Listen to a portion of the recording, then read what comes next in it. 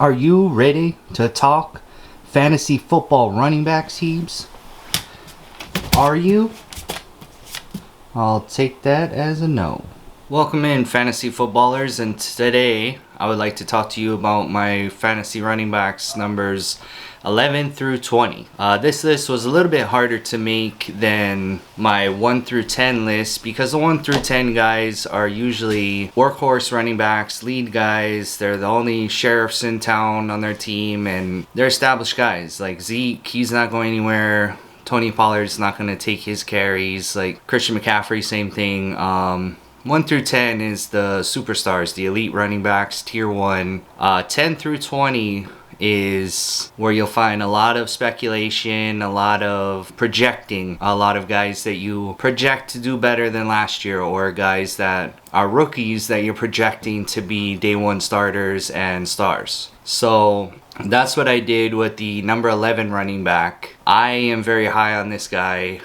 It seems like a lot of the rest of the fantasy football community isn't as high on him because he's a rookie and because they feel like he'll be in a timeshare at the running back position. And so without further ado, my number 11 running back is Cam Akers, rookie from Florida State, and I feel like he's a beast. He had an amazing career with the Florida State Seminoles, and I feel like if he gets the workload that Todd Gurley used to get, then you could see similar production out of him as Todd Gurley used to put up in his elite days when he was putting up close to 300 fantasy football points every single year. So Cam Akers, I'll let you guys read his stats as far as rushing and receiving on the slides. I wanted to show that ESPN Fantasy Football has him for 0 total points from last year because obviously he's a rookie. And this year they're only projecting him to score 152.1 points in 2020, which to me is lowball. I feel like I have a higher floor for him than that. So to project him only to get 152.1 points, I feel like his floor would be the production that Todd Gurley put out last year. His last season with the Rams, where he still had over 200 points even though he was in a limited role with the Rams last year. So to me, Cam Akers' floor is 200 total fantasy points in 2020. His average draft position right now, according to CBS Sports, is 58.95. So his average draft position in most fantasy drafts right now is the 59th selection. He's gone as high as the 32nd pick, and he's also been picked at pick 86. That's around the range you should be viewing him, is around the 60th pick, with the high being 32.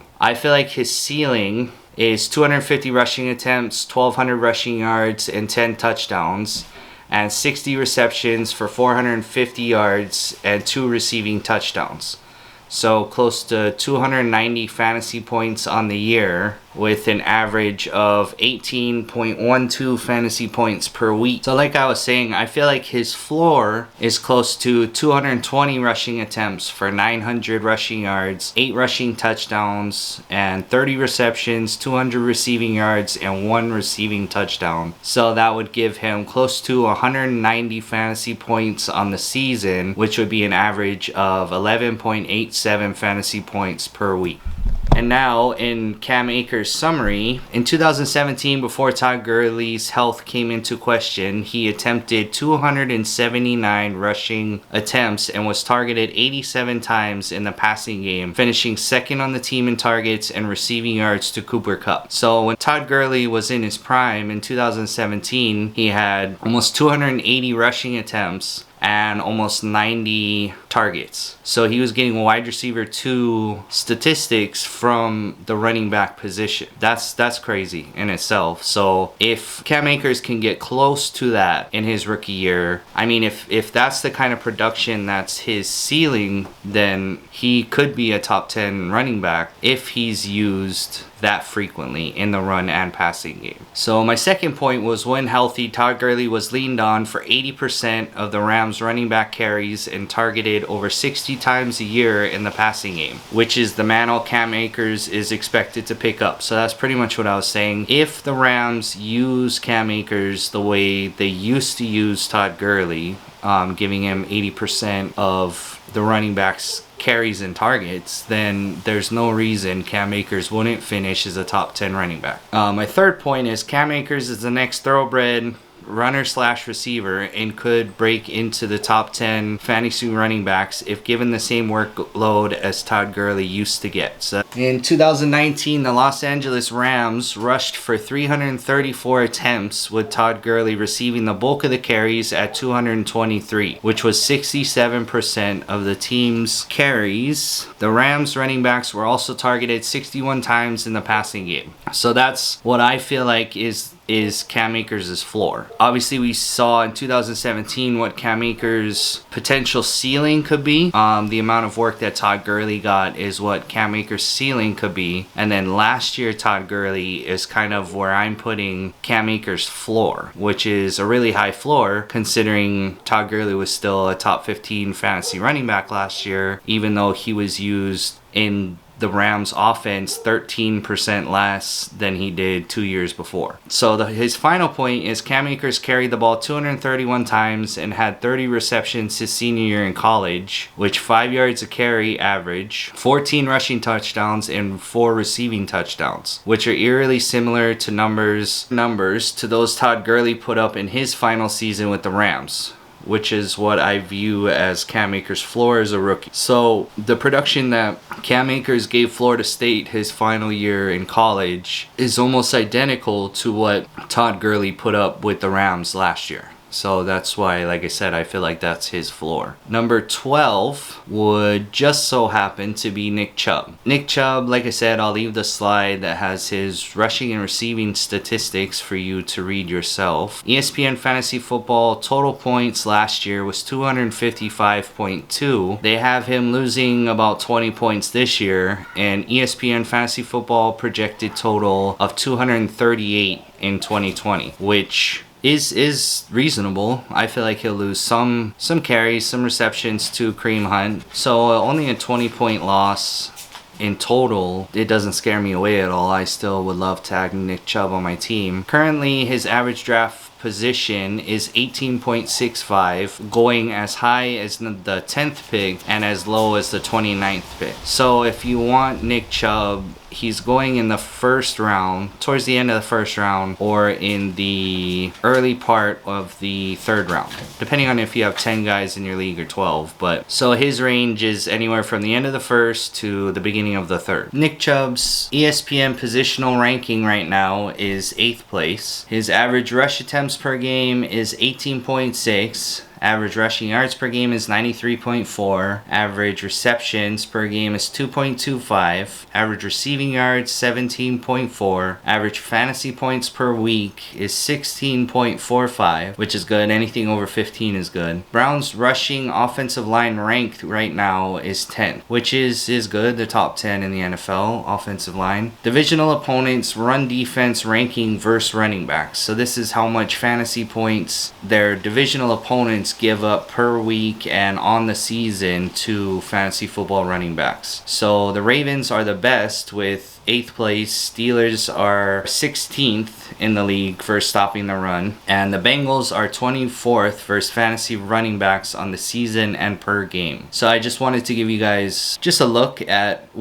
how good the running backs offensive lines are and how good their divisional opponents run defenses are, considering they'll have to play them twice a year. Nick Chubb's summary. So Nick Chubb was workhorse for the first 10 games of the season. Once Kareem Hunt came back from suspension, he didn't steal away too many carries from Nick Chubb, averaging only 5.3 carries a game. Where Kareem Hunt did take away from Nick Chubb, however, was in receptions. 4.6 receptions per game. So Nick Chubb was more so used in the running game, not as much in the passing game, where Kareem Hunt would come in and do most of his damage on third down or in obvious passing situations. So I feel like Nick Chubb this year will be the workhorse on the ground, and Kareem Hunt will complement him on third down and in the passing game. And the only time I think Kareem Hunt will significantly take away from Nick Chubb is if Nick Chubb starts to have a down year or gets injured. The third point I put, if Hunt had played the whole year, he would have had 84.8 carries and 73.6 receptions, which would significantly impact Chubb's total carries from 298 to around 230 carries, and Hunt would have doubled the amount of receptions Chubb had on the season. So like I was saying, Kareem Hunt didn't take away too much from his carries. Nick Chubb would have had about 68 less carries, which is a pretty significant amount, but where he really would hurt him, especially in PPR leagues, is in the passing game. But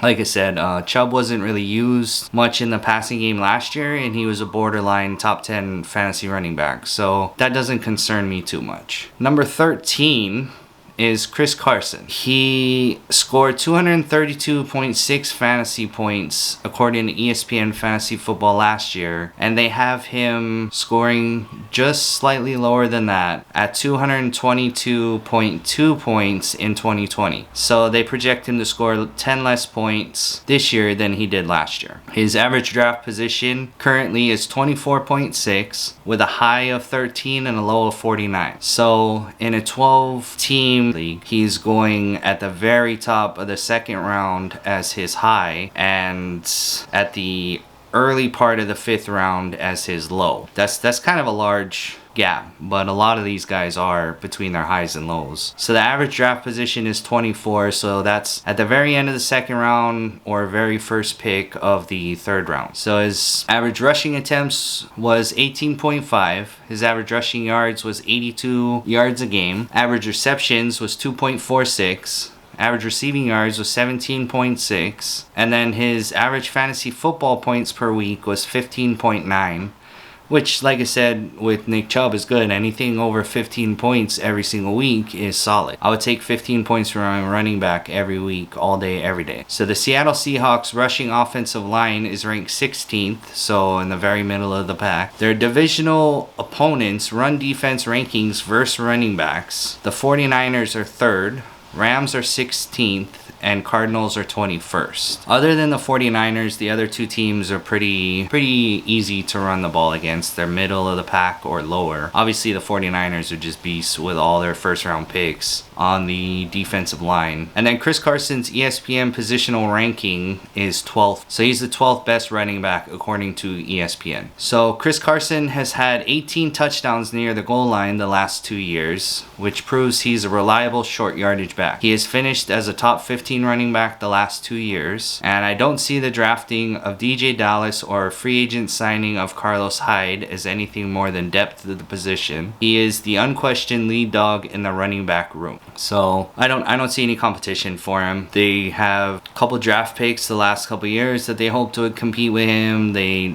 picked up Carlos Hyde, but nobody has lived up to their draft billing, and nobody has really challenged him for that lead workhorse position. So I feel like they're going to go in the season with Chris Carson carrying the load like they did the last 2 years. And at number 14, I got Le'Veon Bell. Originally, I had him at 20th, but after I researched how the Jets have improved their offensive line through free agency and the draft, I feel like with how much rushing attempts he gets and how many receptions he gets year in and year out, with an improved offensive line, I feel like there's nothing but upside with him. So ESPN Fantasy Football total points were 215 points in 2019, and in 2020 they're projecting him to score 216.1. His average draft position currently, according to CBS Sports, is 23.59, so the 24th pick pretty much. So the very end of the second, very beginning of the third round. He is drafted as high as 13, which is the first first pick of the second round or as low as the 83rd pick, which I'm assuming is in standard fantasy football drafts because you don't get points per reception. So obviously that would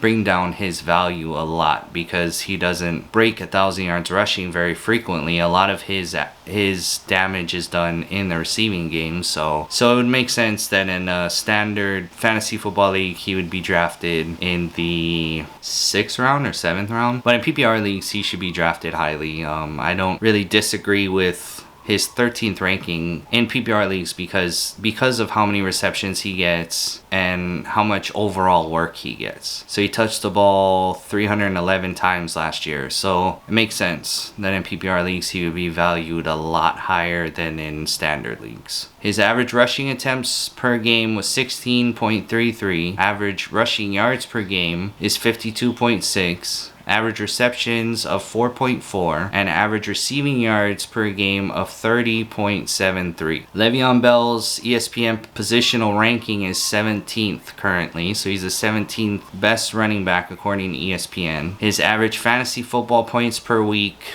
last season was 14.33 points per week. So just outside of 15 points per week. That's doable. And the Jets offensive line rushing ranking was 31st last year. So they had the 31st rushing offensive line in the NFL last year. So second to worst. So to think what Le'Veon Bell was able to do with the second worst offensive line in the NFL last year with an improved offensive line, I feel like the sky's the limit for him. So divisional opponents run defense rankings versus running backs. The Patriots are number 1. They're the best defense versus fantasy running backs in total points and points per game. The Bills are 13th and the Dolphins are 28th. So you know to start Le'Veon Bell twice a year when he plays the Dolphins at least. And in summary, this is what I was talking about when I was referring to the offensive line moves they made. The Jets added Connor McGovern, center, a 3-year starter with the Denver Broncos, along with Greg Von Roten, guard, a former 2-year starter with the Carolina Panthers, to bolster the offensive line in free agency. They followed that up by also adding the monstrous dancing bear Mekhi Becton from Louisville to play left tackle in the first round of the draft. They followed that up by drafting an electric receiver from Baylor, Denzel Mims, to pair opposite Jamison Crowder. So when they lost Robbie Anderson, a lot of people are thinking, oh, the offense won't be as explosive. They lost their deep threat guy, and then they turn around and draft Denzel Mims to keep their offense kind of balanced. Still have weapons on the outside. You can't just focus on the running back. So I really like that draft pick of Denzel Mims. So I put the Jets rebuilt their offensive line in a single offseason and replaced the loss of Robbie Anderson in free agency. They also added Rashad Perryman, but I don't see that as much of a positive. I feel like he's kind of a depth guy. I can see nothing but upside for Le'Veon Bell running behind an improved offensive line, which I believe. That's the truth. Speaking the truth over here. Number 15, I got Joe Mixon. ESPN Fantasy Football total points last year was 225.4. They have him doing 3 points better this year at 228.8 in 2020. So he had a great season last year. He'll supposedly have an even better one according to ESPN. His average draft position currently, according to CBSSports.com, is 13.61. So about the second pick of the second round. Going as high as 10, second to the last pick of the first round, or as low as 21, so the third to last pick of the second round. So you're going to have to get him in the second round. He's either going to go at the end of the first or the end of the second. So middle of the second round, early second round, that's where you're going to want to grab him. Joe Mixon's ESPN positional ranking right now is 13th. So they believe he's the 13th best running back in the NFL. His average rushing attempts per game is 17.37. His average rushing yards per game is 71.06. His average receptions per game is 2.18, and average receiving yards per game is 17.93. The Bengals rushing offensive line ranking is 26. So they they have a very porous offensive line as well. And unlike the Jets, they didn't make too many moves to improve the offensive line, but they added a new quarterback, another wide receiver. They added some weapons for first overall pick Joe Burrow to throw to. So hopefully the lack of offensive line will be negated by the aerial attack, which will hopefully open up the running game for Joe Mixon once defenses back off respecting the passing game. So the divisional opponents run defense ranking versus running backs. We got the Ravens at 8th, Steelers at 16th, and Browns at 27th. The Steelers and Browns both surprised me here because I thought they had a lot better defenses than statistically it says they are. The Steelers I thought were one of the best defenses in the NFL last year. Maybe more so in against the pass, like getting sacks, pressures, things like that, than they were against the run. But the Browns, I didn't expect them to be 27 first fantasy running backs on the season and per game. I thought they'd be higher than that, but that plays into Joe Mixon's wheelhouse. He should get better matchups this season. Joe Mixon's summary. One con that I put was he scored under 10 points in 6 games, which is no good. You don't want a guy to score you less than 10 points a game. That's never good, especially when you need him the most. Never had a rushing touchdown until week 11, then had 8 in the final 6 games. So it took him 11 weeks to get going, but once he did, he tore it up. He had 8 touchdowns in 6 games. That's pretty crazy. With the addition of playmaking receiver T. Higgins in the draft and the return of AJ Green from injury and the presence of Tyler Boyd, should force defenses to respect the passing game, preventing them from loading up to stop the run. So that's what I had mentioned earlier. 20% of Joe Burrow's completions last year went to his running backs. 81 of 402. So it's safe to say he will look Mixon's way in the passing game. So Joe Burrow, with his amazing season he had last year with the LSU Tigers, he completed 20% of his passes to running backs. So he looked his running backs' ways 20% of the time. So it's safe to say that he trusts his running backs and will dump it off to him. While Joe Burrow is getting entrenched in the offense, the Bengals will lean on the running game to take pressure off the young quarterback. Now, number 16, a guy who plays for the team I hate the most, Miles Sanders. ESPN Fantasy Football total points last year was 220.7 in 2019, and ESPN Fantasy Football projected total this year is an increase of 11 points at 231.2 in 2020. His average draft position currently, according to CBSSports.com, is 21st, and his high is 6. So they're projecting him, where he's getting drafted right now, his high is 6. He's getting drafted in the middle of the first round, the 6th overall pick. There's a couple running backs and a couple receivers that I can think of that I would want more than him at the 6th pick. He's going as low as 75th. So that just shows you that people in the fantasy football world don't know what to do with Miles Sanders. Some are drafting him crazy high at 6. Others are drafting him pretty low at 75th. So his average draft position is 21st. So you'd have to grab him in the 2nd round as well, unless you're in a 10-team league, and then he'd be the first pick of the 3rd round. Miles Sanders' ESPN positional rank currently is 14. He's the 14th best running back in ESPN's eyes right now. Average rushing attempts per game is 11.18. Average rushing yards per game is 51.12. Average receptions per game is 3.12. Average receiving yards per game is 23.5. Average fantasy points per week is 13.79. The Eagles' rush offensive line ranking is 14th, which is pretty good. I feel like the Eagles have one of the better offensive lines in the NFL. Divisional opponents run defense rankings versus running backs.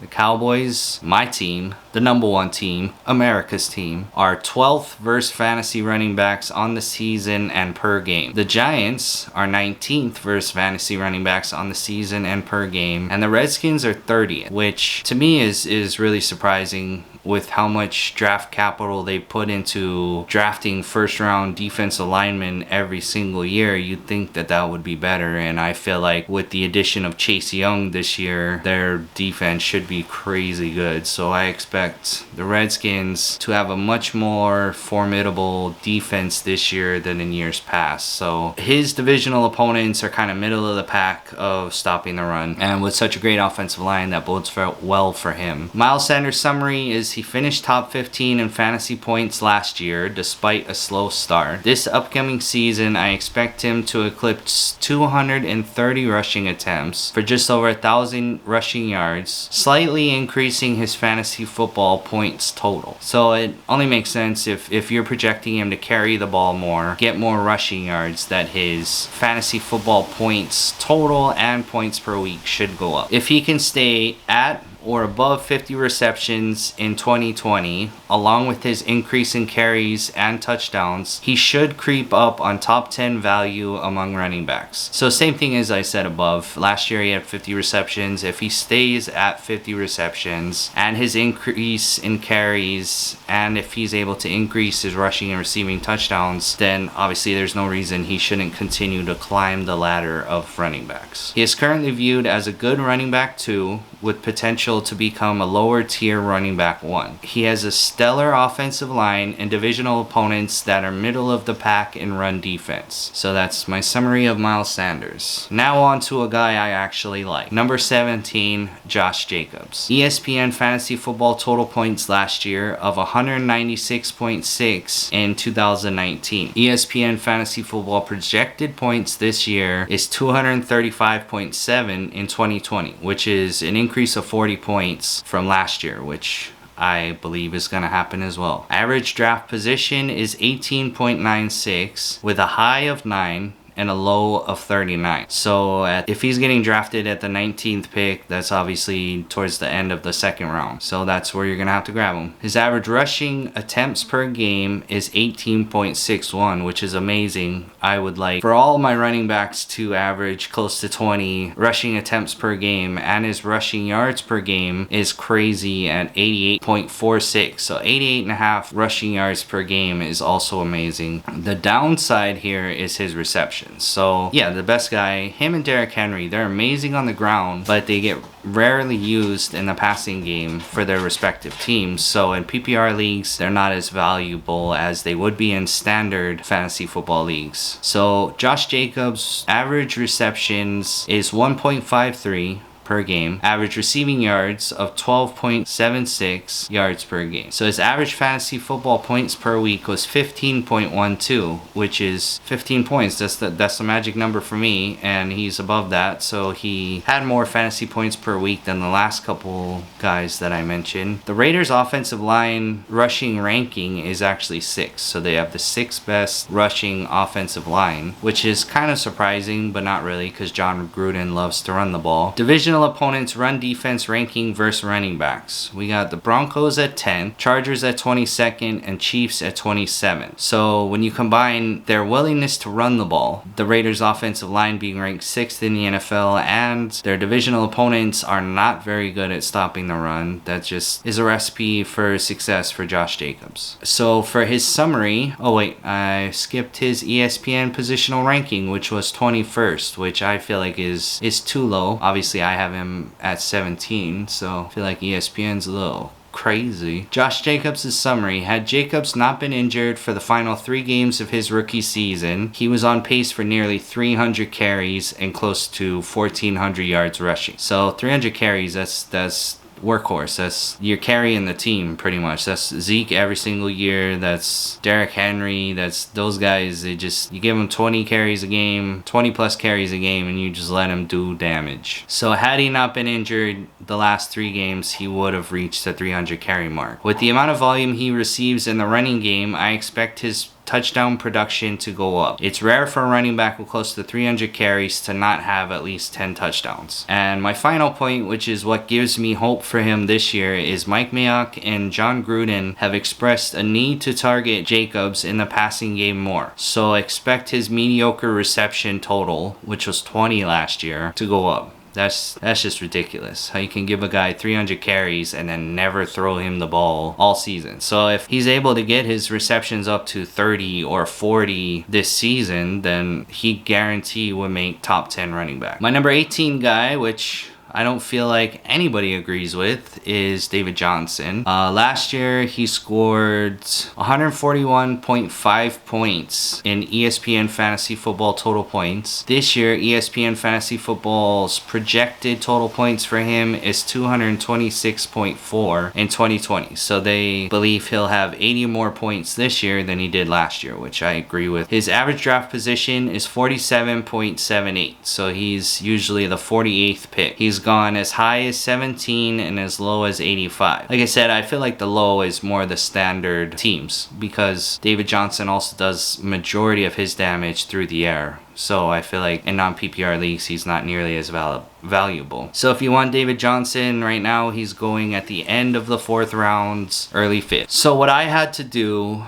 when I was looking at David Johnson was I had to look at his season as a whole. And then I had to look at his first 6 games last year as a featured back with the Arizona Cardinals to kind of project what his season could have been had he started the entire season and what I project he will be with the Houston Texans this year. So David Johnson's ESPN positional rankings right now is 38. In 16 games with the Cardinals in 2019, his average rushing attempts was 7.23, which is just sad to have less than 8 carries a game. Average rushing yards, 26 yards. Average receptions was 2.76 and average receiving yards was 28.46 for an average fantasy football points per week of 10.88. So that was on the season. Majority of all his work was done in the first 6 games of the season. Then he was benched, then he was replaced by Kenyon Drake. So I took his production of the first 6 games and projected it out to if he had been a starter the entire season. The first 6 games in 2019, when used as a feature back, he would have averaged 12.66 rushing attempts per game, which is still pretty low. 13 rushing attempts per game. That's kind of low, but he makes up for it with his receiving numbers.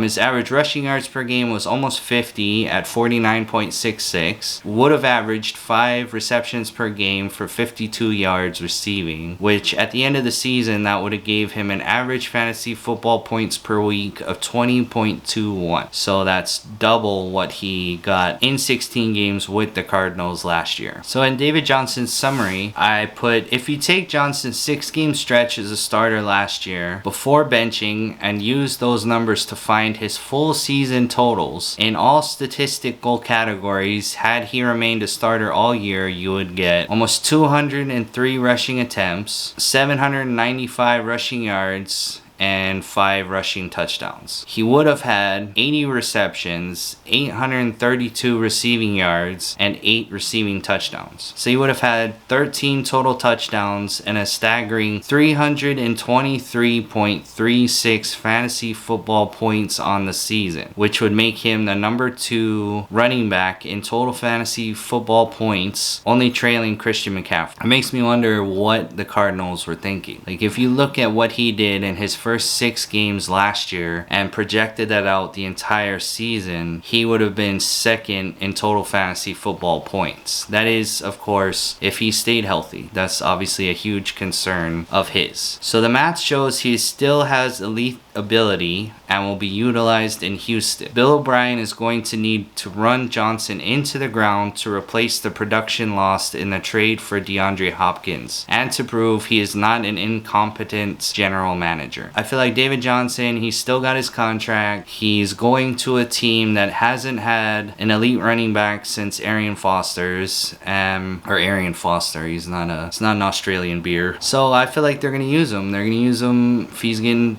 $15 million, he'll get $15 million worth of carries. You gave up probably one of the best receivers in the NFL for said running back. So you should use him until the wheels fall off. So that's my summary of David Johnson. Number 19, I got Todd Gurley. He has fallen from grace. His ESPN Fantasy Football total points last year was 219.4. His ESPN Fantasy Football projected totals for 2020 is 223.4. So they expect him to score 4 more points than he did last year, which he had a solid year last year.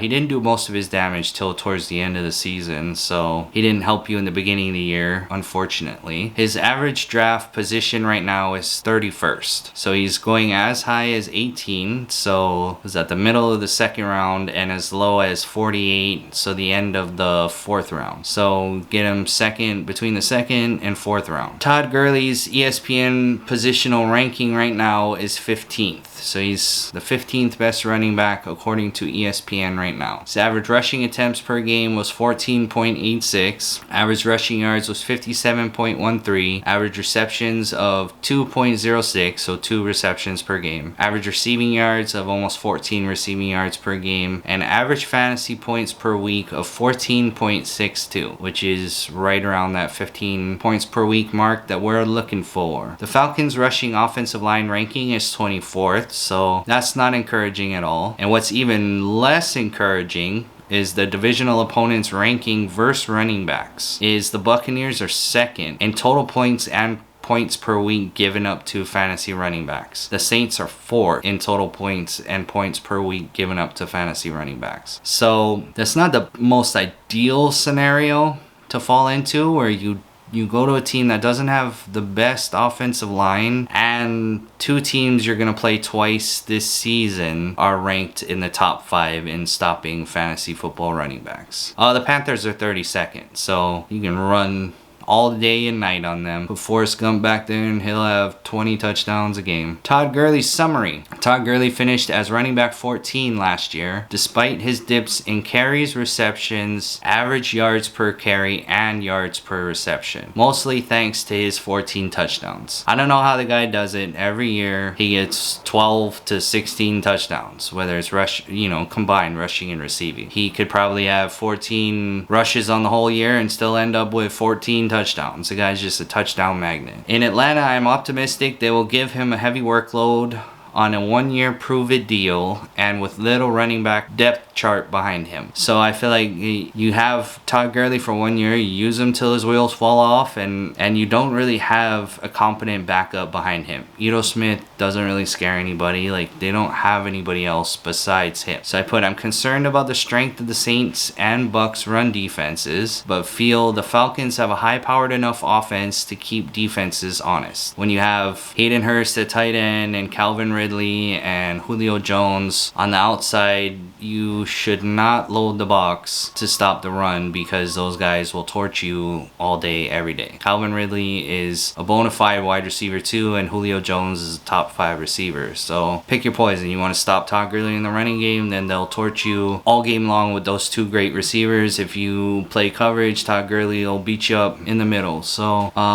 the one thing that I had brought up earlier was 4 of the last 5 games of the season was his most productive stretch of the year, averaging 17.66 points per week. During that 5-game stretch, he was great. He had 1 game where he didn't do too good, but obviously almost 18 points per game beats his just under 15 points per game. So it appears he got stronger as a runner the longer the year dragged on, which is the opposite of the narrative that Todd Gurley wears down as the year goes along and becomes less productive. He played in 15 of the 16 games last year, which is 1 more than the year before, further proving he may not be as seriously injured as many expect. That's pretty much what I'm trying to get at, is this whole narrative with Todd Gurley is the year they went to the Super Bowl, he was a beast, and then right before the season ended, right before the playoffs started, he had started having injuries or issues with his knee, and he didn't play much throughout the playoffs. He didn't play much in the Super Bowl, and so the next year it seemed like Sean McVay and the coaching staff decided, you know what, we don't want that to happen again, so they kind of limited. It seems to me, this is my perspective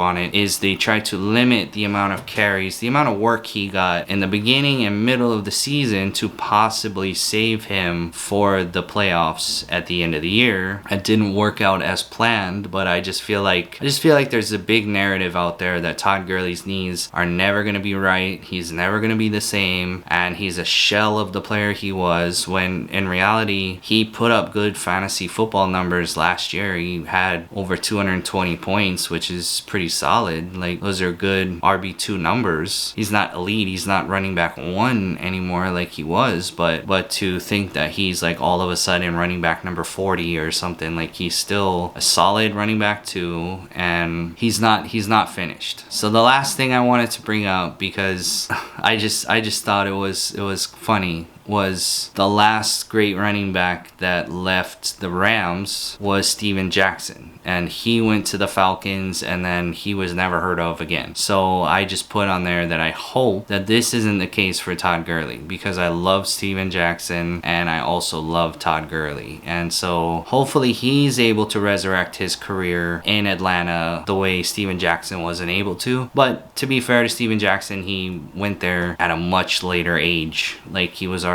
in year 12 or 13, if I remember correctly, where Todd Gurley's entering his 6th or 7th year. So hopefully Todd Gurley doesn't fall off like how Steven Jackson did. And at number 20, I got Melvin Gordon. I'm holding out / never mind, Austin Eckler's doing amazing, I'm coming back. So at number 20 is Melvin Gordon. ESPN Fantasy Football total points last year of 181.8 in 2019, and they project him to be 20 points better at 203.2 in 2020. His average draft position right now is 40.05 with a high of 14 and a low of 73. So the high of 14 is, I'm assuming, PPR owners in PPR leagues, because he is another running back that does a lot of his damage in the receiving game. 14th is guys that are banking on his upside as the lead running back with the Broncos, and people are banking on he's going to have at least 60 receptions this year. That's the high. The low is 73, which are probably guys that are drafting in standard fantasy football leagues, and also guys that don't know if Melvin Gordon is officially going to be the lead back, or if him and Philip Lindsay are going to do a timeshare, or people that are just uncertain on Melvin Gordon right now. Melvin Gordon's ESPN positional ranking right now is 23rd, so I have him at 20. That's kind of close. His average rushing attempts per game is 13.5. Average rushing yards per game, 51. Average receptions, 3.5. And average receiving yards, almost 25 receiving yards per game. Average fantasy football points per week, he's at 15.15. So the magic number of 15. Denver's offensive line rush ranking is 11th. So they have the 11th best rushing offensive line in the NFL. Divisional opponents' defensive rankings versus running backs fantasy football points allowed. So the Raiders are 15th in total fantasy football points and points per week given up to running backs. Chargers are 22nd and Chiefs are 27th. So Melvin Gordon has a good offensive line, and the teams in his division can't stop running backs to save their lives. They are not earning their paychecks, pretty much. Melvin Gordon's summary. With the contract given to Gordon, I could easily see him taking Philip Lindsay's starting role in the rushing and passing game. Lindsay had 224 rushing attempts last year as the lead back, so that is my projected floor for Melvin Gordon. He could easily eclipse 240 carries this season in Denver's run-heavy offense. At an average of 3.5 receptions per game over 16 games would give him 56 receptions on the season. So if he had 3.5 receptions per game over 16 games, he'd have 56 receptions on the season. So I just figured I'd say that twice because I messed it up the first time. He averaged 3.7 yards per carry. At 240 attempts would give him 906.6 yards rushing, and at 7.04 yards per reception at 56 receptions would equal 394.6 yards receiving, giving him an additional 294.6 rushing yards and 98.6 receiving yards onto his totals from last year's stats. So I just was kind of statting out his, what would have been if he had played the whole season. He also rushed for a touchdown on 5% of his rushing attempts, which is extremely good. So at 240 carries, he should rush for 12 touchdowns, which would be an increase in 4 touchdowns on last year's totals. So a lot of leagues, you get 6 points per touchdown. So if you get 4 additional touchdowns, that's an additional 24 points. So